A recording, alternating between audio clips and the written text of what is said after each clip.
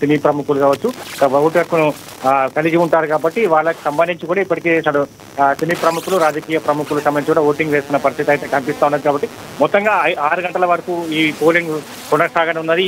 ఇప్పటికే ఫిర్యాదులకు సంబంధించి అక్కడ పోటాపోటీ ప్రచారం నిర్వహించిన పరిస్థితి అయితే ఉంది. అయితే హరీష్, ప్రధానంగా చూసుకున్నట్టయితే ఇటు 139 ప్రాంతాల్లో కూడా 139 డ్రోన్లను ఏర్పాటు చేసినట్లుగా తెలుస్తుంది. మరి సమస్యాత్మక ప్రాంతాల్లో అంతా సజావుగానే సాగుతుందా? పోలింగ్ అప్డేట్స్ ఏంటి?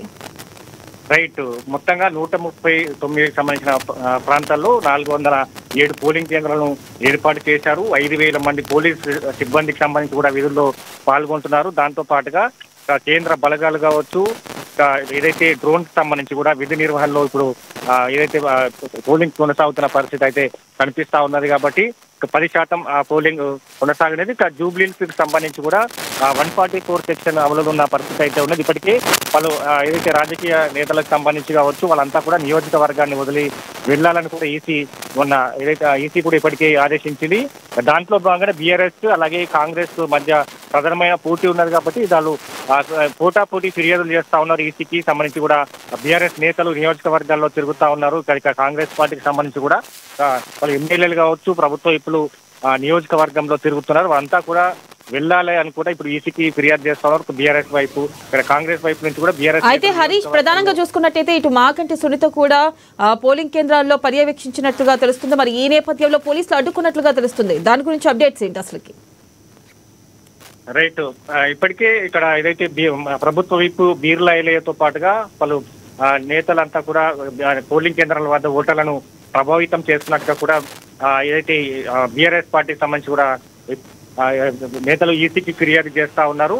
ఇక రేవత్ నగర్ కి సంబంధించి కూడా మాగంటి సునీత గోపీనాథ్ కి సంబంధించి కూడా పోలీసులు అక్కడ ఏదైతే ఓటింగ్ సరళిని పరిశీలిస్తున్న పరిస్థితి అక్కడ నుంచి కూడా పోలీసులు వాళ్ళు అడ్డుకున్న పరిస్థితి అయితే కనిపిస్తా ఉన్నది. ఇక మొత్తంగా ఏదైతే మాగంటి సునీత కుటుంబ సభ్యులను పోలీసులు అడ్డుకుంటున్నట్టుగా కూడా ఈసీ బీఆర్ఎస్. అయితే ఇక్కడ ఒక చిన్న విషయం ఏంటంటే హరీష్, ఇటు బీఆర్ఎస్ అభ్యర్థి అయితే ఏంటి అంటూ కూడా పోలీసులు మాగంటి సునీతను ప్రశ్నించినట్టుగా తెలుస్తుంది. ఇటు మాగంటి సునీత కూడా ఘాటుగా స్పందించినట్లు తెలుస్తుంది. అయితే ఏం జరిగింది, అసలు ఎందుకు వాదనలు ప్రతివాదనలు జరిగినాయి? రైట్, ప్రధానంగా ఏదైతే పోలింగ్ సరళికి సంబంధించి కూడా మాగంటి సునీత బీఆర్ఎస్ అభ్యర్థి మాగంటి సునీత ఏదైతే పోలింగ్ సరళికి సంబంధించి పరిశీలిస్తా ఉన్నారు. వాళ్ళకి సంబంధించి కూడా రేవత్ నగర్ లోని ఒక పోలింగ్ బూత్ ను ఏర్పాట్లకు సంబంధించి కూడా మాగంటి సునీత గోపీనాథ్ సంబంధించిన ఏదైతే కుటుంబ సభ్యులను పరిశీలిస్తున్న క్రమంలో పోలీసులు వాళ్ళను అక్కడ అడ్డుకున్నారు. అక్కడి నుంచి వెళ్ళిపోవాలని కూడా బలవంతంగా పంపిస్తున్న పరిస్థితి అయితే కనిపిస్తా ఉంది. ప్రధానంగా పోలింగ్ కి సంబంధించి కూడా ప్రక్రియ కొనసాగుతూ ఉంది.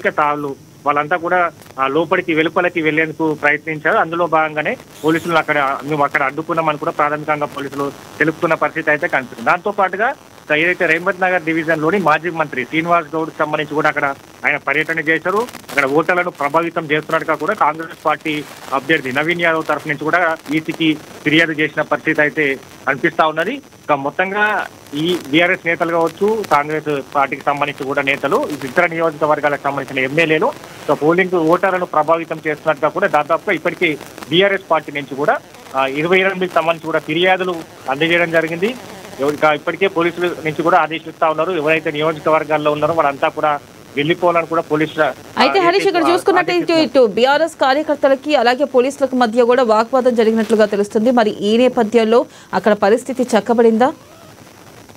రైట్, ప్రధానంగా రేవత్ నగర్ డివిజన్ లకు సంబంధించిన మంత్రి శ్రీనివాస్ గౌడ్ కావచ్చు, ఇతర బీఆర్ఎస్ నేతలు అక్కడ ఏదైతే పరిశీలిస్తున్న పరిస్థితి అయితే కనిపిస్తా ఉన్నది. ఈసీ నియమాల ప్రకారం ఎవరైతే ఇతర నియోజకవర్గానికి సంబంధించిన నేతలు ఉంటారో వాళ్ళంతా కూడా జూబ్లీహిల్స్ నియోజకవర్గం నుంచి కూడా వెళ్ళిపోవాలని ఆదేశించింది. కాబట్టి వాళ్ళంతా కూడా జూబ్లీహిల్స్ ఉప ఎన్నికకు సంబంధించి కూడా ఆ పోలింగ్ కేంద్రాల్లో తిరుగుతూ ఓటర్లను ప్రభావితం చేస్తున్నట్టుగా కూడా ఒక చిన్న వాగ్వాదం జరిగింది. అక్కడ కాంగ్రెస్ కార్యకర్తలు కావచ్చు, బీఆర్ఎస్ కార్యకర్తలు కావచ్చు, నేతల మధ్య కూడా చిన్న వాగ్వాదం అక్కడ సంబంధించి కూడా పోలీస్ శాఖ దాన్ని పోలీసులు కూడా సద్దుమణిగించారు. అక్కడి నుంచి వెళ్ళిపోవాలని కూడా సూచించడం జరిగింది. ప్రధానంగా జూబ్లీహిల్స్ కి సంబంధించి కూడా మొత్తంగా సమస్యాత్మకమైన పోలింగ్ కేంద్రాలు ఏవైతే ఉంటాయో అక్కడ పూర్తి స్థాయిలో పటిష్టమైన బందోబస్తు ఏర్పాటు చేశారు. అలాగే కేంద్ర బలగాలను ఏర్పాటు చేశారు. మొట్టమొదటిసారిగా డ్రోన్ నిఘాలు పోలింగ్ కొనసాగుతున్నది. కాబట్టి ఎక్కడైతే అక్కడ వివాదం తలెత్తితే క్షణాల్లో పోలీసులకు సంబంధించిన అలర్ట్ చేసేందుకు కమాండ్ కంట్రోల్ అటాచ్మెంట్ కూడా సీసీ కెమెరాను చేయడం జరిగింది. డ్రోన్ కెమెరా అటాచ్మెంట్ కూడా సీసీకి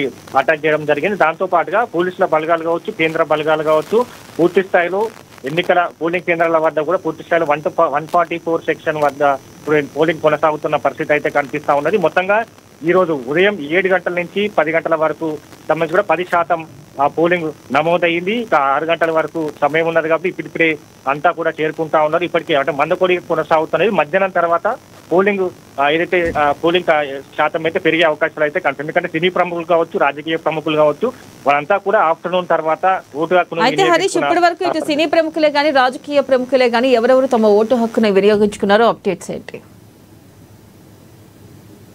నుంచి కావచ్చు, మరోవైపు అభ్యర్థులు టీఆర్ఎస్ పార్టీ నుంచి కూడా మాగంటి సునీత, అలాగే నవీన్ యాదవ్ కాంగ్రెస్ నుంచి నవీన్ యాదవ్ తమ ఓటు హక్కును వినియోగించుకున్నారు. అలాగే సినీ నటుడు కనికన్న బర్ని ఓటు హక్కును వినియోగించుకున్నారు.